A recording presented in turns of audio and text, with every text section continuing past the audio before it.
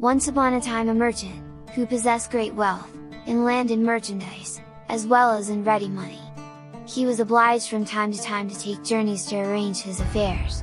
One day, having to go a long way from home, he mounted his horse, taking with him a small wallet in which he had put a few biscuits and dates because he had to pass through the desert where no food was to be got.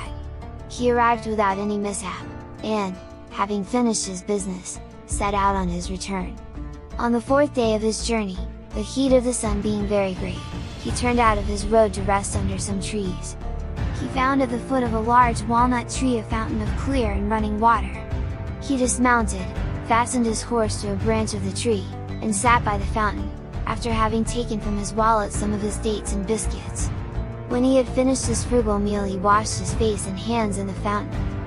When he was thus employed he saw an enormous genius, white with rage, coming towards him, with a scimitar in his hand. "Arise," he cried in a terrible voice, "and let me kill you as you have killed my son." As he uttered these words he gave a frightful yell. The merchant, quite as much terrified at the hideous face of the monster as at his words, answered him tremblingly, "Alas, good sir, what can I have done to you to deserve death?" "I shall kill you," repeated the genius, "as you have killed my son." "But," said the merchant, "how can I have killed your son? I do not know him, and I have never even seen him." "When you arrived here did you not sit down on the ground?" asked the genius, "and did you not take some dates from your wallet, and whilst eating them did not you throw the stones about?" "Yes," said the merchant, "I certainly did so." "Then," said the genius, "I tell you you have killed my son, for whilst you were throwing about the stones, my son passed by, and one of them struck him in the eye and killed him. So I shall kill you." "Ah, sir, forgive me!" cried the merchant. "I will have no mercy on you," answered the genius. "But I killed your son quite unintentionally, so I implore you to spare my life." "No," said the genius, "I shall kill you as you killed my son," and so saying, he seized the merchant by the arm, threw him on the ground, and lifted his saber to cut off his head. The merchant, protesting his innocence, bewailed his wife and children and tried pitifully to avert his fate. The genius, with his raised scimitar, waited till he had finished, but was not in the least touched. Scheherazade, at this point, seeing that it was day, and knowing that the Sultan always rose very early to attend the council, stopped speaking. "Indeed, sister," said Dinarzade, "this is a wonderful story." "The rest is still more wonderful," replied Scheherazade, "and you would say so, if the Sultan would allow me to live another day, and would give me leave to tell it to you the next night." Shahryar, who had been listening to Scheherazade with pleasure, said to himself, "I will wait till tomorrow, I can always have her killed when I have heard the end of her story." All this time the Grand Vizier was in a terrible state of anxiety, but he was much delighted when he saw the Sultan enter the council chamber without giving the terrible command that he was expecting. The next morning, before the day broke, Dinarzade said to her sister, "Dear sister, if you are awake I pray you to go on with your story." The Sultan did not wait for Scheherazade to ask his leave. "Finish," said he, "the story of the genius and the merchant. I am curious to hear the end." So Scheherazade went on with the story. This happened every morning. The Sultana told a story, and the Sultan let her live to finish it. When the merchant saw that the genius was determined to cut off his head, he said, "One word more, I entreat you. Grant me a little delay, just a short time to go home and bid my wife and children farewell, and to make my will. When I have done this I will come back here, and you shall kill me." "But," said the genius, "if I grant you the delay you ask, I am afraid that you will not come back."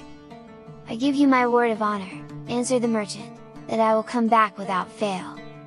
"How long do you require?" asked the genius. "I ask you for a year's grace," replied the merchant.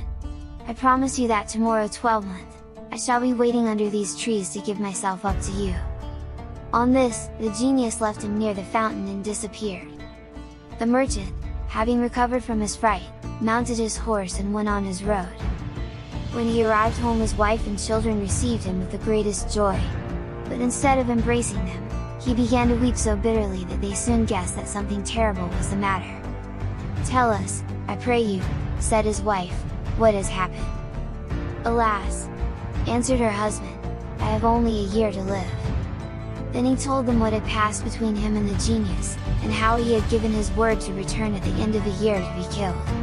When they heard this sad news, they were in despair and wept much. The next day the merchant began to settle his affairs, and first of all to pay his debts. He gave presents to his friends and large alms to the poor. He set his slaves at liberty and provided for his wife and children. The year soon passed away, and he was obliged to depart. When he tried to say goodbye, he was quite overcome with grief, and with difficulty tore himself away. At length, he reached the place where he had first seen the genius, on the very day that he had appointed. He dismounted and sat down at the edge of the fountain, where he awaited the genius in terrible suspense. Whilst he was thus waiting, an old man leading a hind came towards him. They greeted one another, and then the old man said to him, "May I ask, brother, what brought you to this desert place, where there are so many evil genii about? To see these beautiful trees one would imagine it was inhabited, but it is a dangerous place to stop long in." The merchant told the old man why he was obliged to come there. He listened in astonishment. "This is the most marvelous affair! I should like to be a witness to your interview with the genius." So saying, he sat down by the merchant. While they were talking, another old man came up, followed by two black dogs. He greeted them and asked what they were doing in this place. The old man who was leading the hind told him the adventure of the merchant and the genius. The second old man had no sooner heard the story than he, too, decided to stay there to see what would happen. He sat down by the others and was talking when a third old man arrived. He asked why the merchant who was with them looked so sad. They told him the story, and he also resolved to see what would pass between the genius and the merchant, so waited with the rest. They soon saw in the distance a thick smoke, like a cloud of dust. This smoke came nearer and nearer, and then, all at once, it vanished, and they saw the genius, who, without speaking to them, approached the merchant, sword in hand, and, taking him by the arm, said, "Get up and let me kill you as you killed my son." The merchant and the three old men began to weep and groan. Then the old man leading the hind threw himself at the monster's feet and said, "O Prince of the Genii, I beg of you to stay your fury and to listen to me. I am going to tell you my story and that of the hind I have with me, and if you find it more marvelous than that of the merchant whom you are about to kill, I hope that you will do away with the third part of his punishment." The genius considered some time, and then he said, "Very well, I agree to this."